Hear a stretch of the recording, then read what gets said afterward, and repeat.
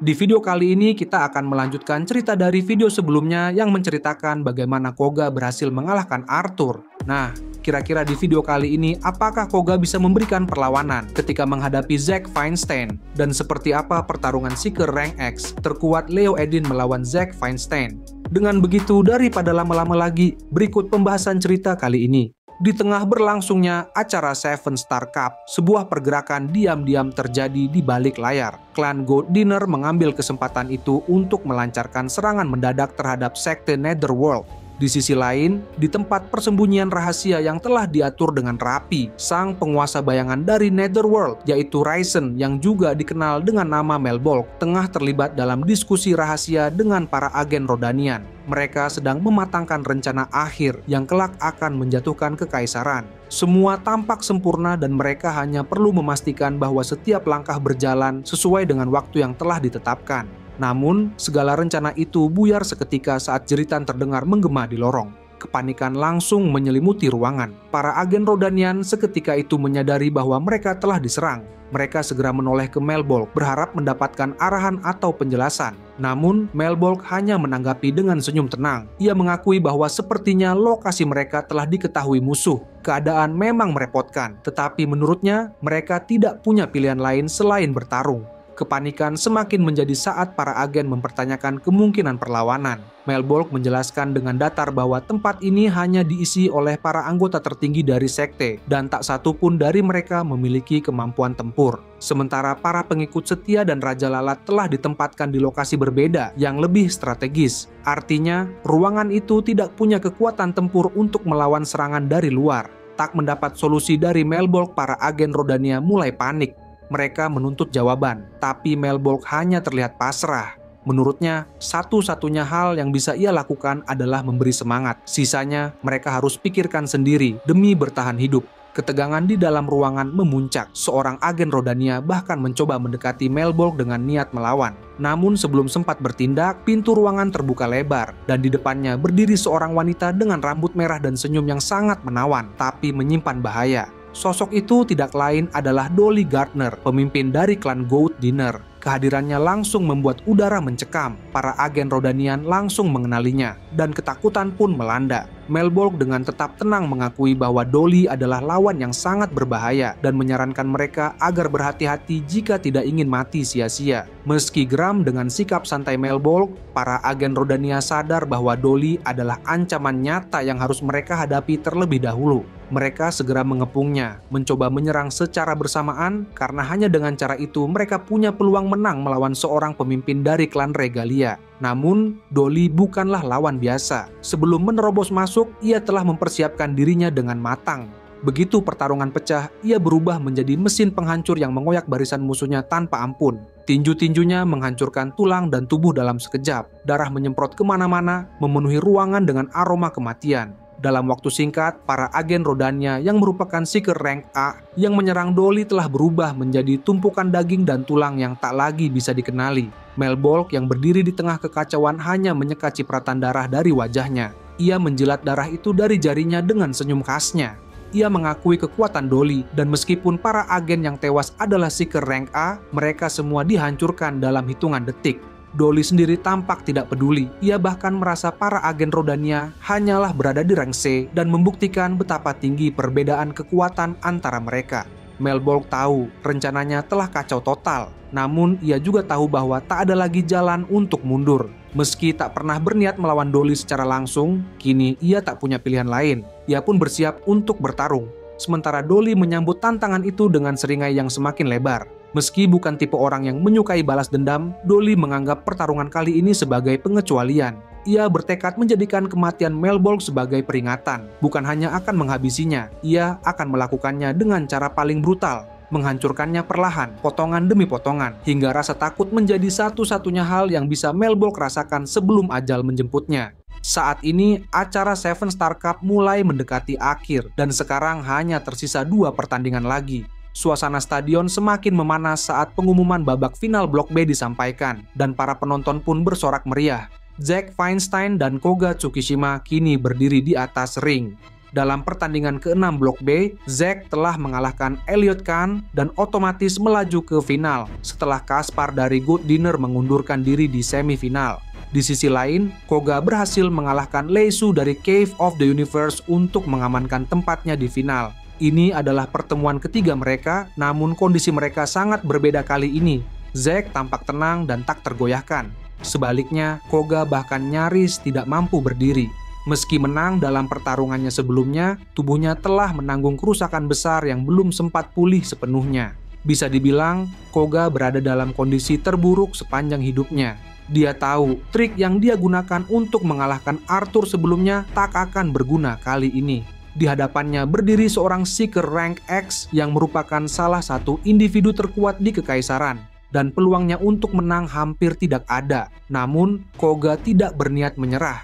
Ia tahu pertarungan ini sangat berat, tapi ia memutuskan untuk bertahan sampai akhir. Kemudian Luna mengumumkan bahwa pertandingan kali ini akan mempertemukan seorang Seeker Rank X dengan kelas Sword Saint, yaitu Zack Feinstein, melawan Koga Tsukishima, Seeker Rank A dengan kelas Futsumitama, dan pertarungan mereka akan segera dimulai. Ketika bel pertandingan berbunyi, Koga langsung mengambil posisi siap. Ia menurunkan pinggulnya dan menggenggam erat gagang pedangnya. Ini merupakan sebuah posisi khas teknik quick draw yang diajarkan di wilayah timur. Skill longswordman miliknya, yaitu skill EA Flash, sebenarnya membutuhkan pedang yang tersarung. Tapi dalam turnamen ini, ia memilih dua skill berbeda, sehingga tidak dapat menggunakan teknik tersebut. Sebagai gantinya, Koga memilih untuk fokus pada serangan murni tanpa skill tambahan. Tujuannya sederhana, yaitu membuat tebasannya lebih kuat dan waktu serangan lebih sulit ditebak. Ia ingin mengirim pesan kepada Zack bahwa ia berniat menyelesaikan pertarungan ini dalam satu serangan pamungkas dan mengerahkan semua kekuatan yang tersisa. Secara tidak langsung, Koga berusaha menantang Zack untuk menyelesaikan pertandingan hanya dalam satu gerakan. Ini adalah taruhan berani karena Koga tahu Zack tidak akan mundur di hadapan 50.000 orang yang menyaksikan. Sebagai Seeker Rank X dan wakil ketua klan terkuat di Kekaisaran, Zack adalah simbol kekuatan dan menyebut dirinya sebagai Seeker terkuat yang pernah ada. Koga menyadari jika ingin tetap memiliki kekuatan untuk menghadapi Leo di final, ia harus menyelesaikan pertarungan ini secepat mungkin. Dan tampaknya Zack menyadari tantangan itu. Dengan senyumnya yang khas, ia menurunkan pinggulnya dan mengambil posisi yang sama persis seperti Koga. Namun, posisi ini sebenarnya tidak menguntungkan bagi Zack. Senjata favorit Zack adalah pedang panjang lurus, berbeda dengan pedang katana milik Koga. Dalam posisi seperti ini, Zack justru berada dalam posisi yang lebih sulit. Bahkan mencabut pedangnya akan memakan waktu lebih lama. Meskipun begitu, bahasa tubuh Zack memberikan jawaban yang jelas terhadap tekad Koga. Ia ingin menunjukkan bahwa dirinya tetap unggul, bahkan jika ia tidak berada dalam posisi terbaik. Ia seolah ingin mengatakan bahwa dengan kondisi Koga yang begitu lemah, ia tidak perlu bertarung dengan serius. Sikap ini tentu membuat Koga kesal. Namun, ia menyingkirkan rasa frustrasinya dan kembali fokus pada pedangnya. Bagi Koga, kesombongan tak ada gunanya jika tidak membawanya pada kemenangan. Kemudian Koga mulai merilekskan tubuhnya seperti es yang mencair. Tepat saat tubuh bagian atasnya mulai sempurna, otot-ototnya bangkit dengan waktu yang sesuai. Dan dalam sekejap, Koga langsung melesat ke arah Zack dengan kecepatan luar biasa, bahkan melebihi kecepatan peluru. Teknik itu dikenal sebagai Shukuchi, sebuah teknik dari timur yang memungkinkan penggunanya bergerak dengan kecepatan seperti dewa. Koga langsung mendekati Zack sambil mengisi pedangnya energi sihir di sarung sebelum melepaskannya dengan kekuatan penuh. Serangan itu adalah Ame no Murakumo, sebuah skill dari kelas Futsumitama. Jika mengenai sasaran, bahkan Zack tidak akan mampu bertahan. Saat ini pedang Koga melesat di udara, dan ketika tebasan pedang Koga hendak menebas bagian leher Zack, tiba-tiba Zack dengan cepat mampu membaca pergerakan Koga. Lalu sebuah bisikan dari Zack mengingatkan Koga bahwa meskipun Koga dikelilingi oleh orang-orang baik, ia tetap tidak sebanding dengan dirinya saat ini. Dalam momen Koga dan Zack yang berhadapan saat itu waktu seakan berhenti. Itu adalah jeda waktu tersingkat, namun terasa seperti keabadian. Koga terkunci dalam momen itu, seperti terperangkap dalam penjara tak kasat mata. Pedangnya seolah tak akan pernah mencapai leher Zack. Dan dalam jeda yang membeku seperti mimpi, Koga melihat akhir yang tiba-tiba ketika serangan Zack dapat dengan mudah menyerang Koga secara cepat dan telak. Kemudian, penglihatan Koga dipenuhi kilatan biru yang semakin membesar hingga kesadarannya benar-benar tenggelam. Saat Koga membuka matanya, ia sudah berada di ruang ganti. Lalu ia mencoba duduk, namun tubuhnya sulit untuk bergerak. Ketika menoleh, ia melihat Hugo berdiri di sampingnya dengan tangan disilangkan. Tatapan Koga penuh permintaan akan jawaban. Di dalam hatinya, ia tahu hasil pertarungannya melawan Zack mustahil untuk dimenangkan. Tetapi ia tetap ingin mendengarnya secara pasti. Hugo hanya terdiam sejenak, lalu perlahan menggelengkan kepalanya. Air mata langsung membanjiri mata Koga. Meskipun telah memberikan segalanya, ia tetap kalah dari Zack. Ia telah berjanji pada Noel bahwa ia akan keluar sebagai pemenang. Ia ingin menyelamatkan Noel, tapi pada akhirnya ia tetap gagal. Tangisan Koga meledak seperti raungan binatang buas yang terluka dan kalah. Ia tak bisa memaafkan kelemahannya sendiri. Ia menangis sampai tak memiliki tenaga lagi, lalu pingsan kembali karena kelelahan. Hugo hanya bisa menatap Koga yang terbaring tak sadarkan diri. Dalam hati, ia menyampaikan bahwa Koga telah bertarung dengan sangat baik dan bahwa ia bangga padanya dari lubuk hatinya. Namun, ia tidak sanggup mengatakannya langsung. Maka, kata-kata itu ia bisikan kepada Koga yang tak bisa mendengarnya. Saat Hugo meninggalkan ruang ganti, aroma asap rokok tercium samar di udara. Aroma itu begitu familiar hingga ia langsung mengenalinya. Di kejauhan, Noel tertawa kecil sambil mengatakan bahwa Koga sampai akhir pun masih bersikap sombong. Ketika Dolly masih kecil, ia sering melihat anak laki-laki menangkap belalang dan mencabut kakinya. Hal itu dianggap menyenangkan bagi mereka, namun bagi Dolly itu adalah tindakan paling kejam yang pernah ia lihat dan hingga sekarang. Meski begitu, di dalam hatinya, ia merasakan bahwa tindakan semacam itu ternyata jauh lebih menyenangkan daripada yang ia bayangkan. Mungkin pikirnya ia bisa terbiasa dengan kekejaman semacam itu ketika dirinya menghabisi semua lawannya.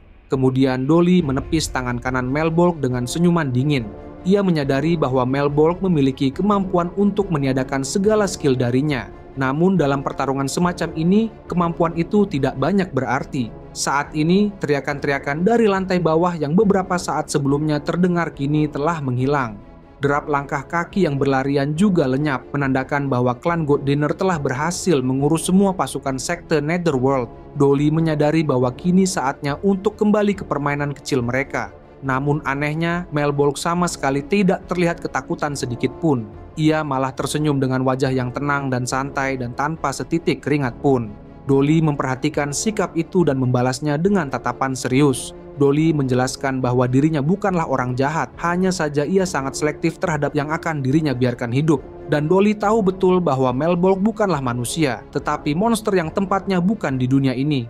Dolly sudah mengetahui bahwa Mel Bolk berasal dari Abyss, dan ia yakin bahwa otopsi akan menjawab semua pertanyaan mengenai keberadaannya. Mel Bolk tampaknya kecewa karena rahasianya telah diketahui. Menyadari bahwa Dolly sudah memahami asal-usulnya, ia bersedia melakukan tindakan yang lebih ekstrim. Kemudian ia menusukkan tangan kirinya ke dalam ruang hampa untuk menarik sesuatu dari sana dan melemparkannya ke arah Dolly. Lemparannya tidak cepat dan secara logika Dolly seharusnya bisa dengan mudah menghindarinya. Namun saat melihat benda yang dilemparkan Mel Bolk, tubuh Dolly membeku. Dalam hitungan detik pikirannya dipenuhi oleh ingatan 10 tahun lalu. Saat itu ia berusia 15 tahun dan sedang mengandung anak dari tunangannya. Namun, tunangannya meninggal dalam sebuah kecelakaan tepat pada hari kelahiran anak mereka. Dolly, yang tidak memiliki kekayaan atau bantuan untuk membesarkan anak itu sendiri, akhirnya menitipkan anak tersebut ke panti asuhan demi mencari penghidupan. Setelah itu, ia menjadi seorang seeker.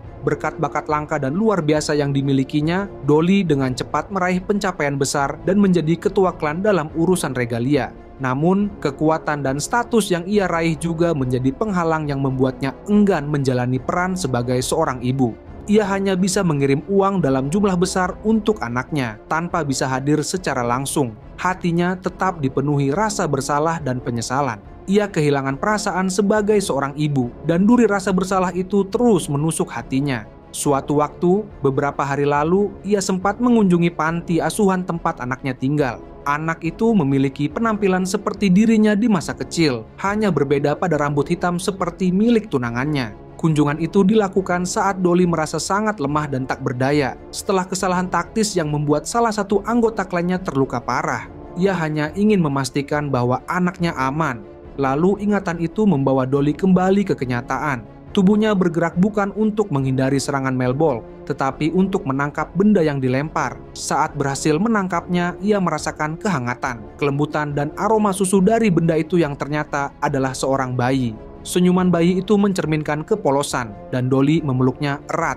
Dolly menyadari bahwa bayi itu kini aman dalam pelukannya. Meski tidak tahu siapa bayi tersebut, ia tetap tersenyum kepada mereka. Teringat pada kehangatan yang dulu hilang dari hidupnya. Namun segalanya tidak berakhir di situ. Tawa jahat Melbolk terdengar keras, terdengar menakutkan hingga membuat Dolly merinding. Saat itu Dolly mulai ingat bahwa sekte Netherworld telah mengubah orang-orang menjadi bom hidup. Namun, meskipun Dolly telah menyadari hal ini, itu semua sudah terlambat. Kemudian bayi itu mulai bersinar dalam pelukannya. Alih-alih melemparkannya, Dolly memutuskan untuk memeluk bayi itu lebih erat dan menerima takdir bahaya yang menantinya. Saat ini sorak-sorai menggema di seluruh penjuru Koloseum.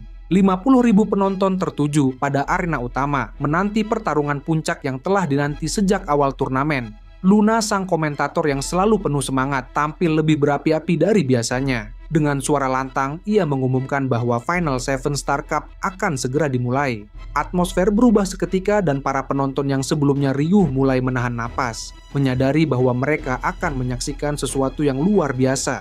Luna menyebut pertandingan final ini sebagai pertarungan antara dewa yang hidup, dan itu bukan sekadar kiasan saja. Leo dan Zack yang merupakan dua manusia dengan kekuatan di luar batas normal, berdiri sebagai simbol tertinggi dari gelar Seeker Rank X. Dan mereka bukan hanya kuat, tetapi mereka seperti mitos yang hidup saat ini. Sementara itu, di tengah arena, Zack dengan sorot mata penuh gairah dan senyum yang sangat puas. Karena bagaimanapun juga, sudah lama ia menanti kesempatan ini. Sebagai sesama rank X, ia merasa hanya Leo yang bisa memahami rasa kesepian yang datang ketika berada di posisi atas. Kekuatan memang memberi keunggulan, tapi juga membawa rasa sepi karena tak ada lagi lawan yang sepadan. Ia percaya bahwa Leo selama ini menyembunyikan kejenuhannya di balik topeng dan gaya hidup yang serba cepat. Namun semua itu akan berakhir hari ini. Zack datang untuk memberinya rasa kekalahan, sesuatu yang belum pernah dirasakan Leo. Namun, Leo tak membalas satu kata pun. Ia hanya tertawa pelan dengan sebuah tawa ringan, tapi penuh makna. Dan justru karena itu, Zack tahu betul jika Leo tidak melihatnya sebagai ancaman. Seketika itu, tatapan dingin Zack berubah menjadi marah. Ia sadar, pertarungan ini lebih dari sekadar duel, karena ini soal harga diri dan posisi di puncak dunia Seeker. Dan saat tensi mencapai puncaknya, Luna pun mengumumkan dengan penuh semangat, Seeker Rank X dengan kelas Wargot yaitu Leo Edin akan melawan Seeker Rank X dengan kelas Sword Saint yaitu Zack Feinstein. Siapa yang akan menjadi pemenangnya? Mari kita mulai pertarungannya. Kemudian bel pertandingan pun berbunyi. Tanpa ragu, Leo langsung melesat ke depan dengan kecepatan luar biasa. Ia dengan cepat melancarkan pukulan yang sebelumnya telah digunakan untuk menjatuhkan dua lawan terakhirnya. Tapi Zack sudah siap, ia dengan cepat menghindar serangan Leo dengan mudah, lalu membalas dengan hantaman tangan kanannya tepat ke topeng Leo. Hantaman itu begitu kuat hingga tubuh Leo terlempar ke tepi ring, bagian topengnya pecah dan jatuh ke tanah dan memperlihatkan mata kiri Leo yang merah menyala. Tatapan mata itu tajam, menyipit seperti seekor singa lapar yang siap menerkam mangsanya. Zack menegaskan bahwa ia belum mengeluarkan pedangnya karena masih memberi belas kasihan. Namun kini ia menuntut keseriusan Leo. Meski begitu, yang ia lihat dari balik mata Leo justru kegilaan, semacam kepuasan yang tidak bisa dijinakkan. Di sisi lain, Leon yang menyaksikan dari ruang ganti menahan napas dengan wajah pucat. Ia pernah melihat pertarungan Seeker Rank X sebelumnya saat Zack melawan Johan. Tapi yang satu ini terasa jauh lebih buas. Leo sebagai petarung tangan kosong mampu menandingi bahkan melebihi Johan dalam kekuatan. Namun pertarungan ini terlalu cepat untuk dipahami. Leon hanya bisa menebak jalannya duel dari gerakan sekilas yang berhasil ia tangkap. Ia frustrasi karena bahkan dirinya hanya bisa mengikuti sekitar 30% dari apa yang sebenarnya terjadi. Tak jauh darinya, Alma pun menatap dengan wajah tegang. Suaranya gemetar saat ia mengakui bahwa meski ia telah berlatih keras, ia masih belum bisa menyusul mereka. Alma yang paling berbakat di klan Wild Tempest kini merasa begitu kecil. Pertarungan ini seperti panggung para dewa dan mereka belum sampai ke sana. Namun ada satu orang yang mampu membawa mereka ke puncak itu dan orang itu berdiri tepat di tengah arena. Itu saja untuk pembahasan cerita kali ini. Jangan lupa untuk like, share, dan subscribe.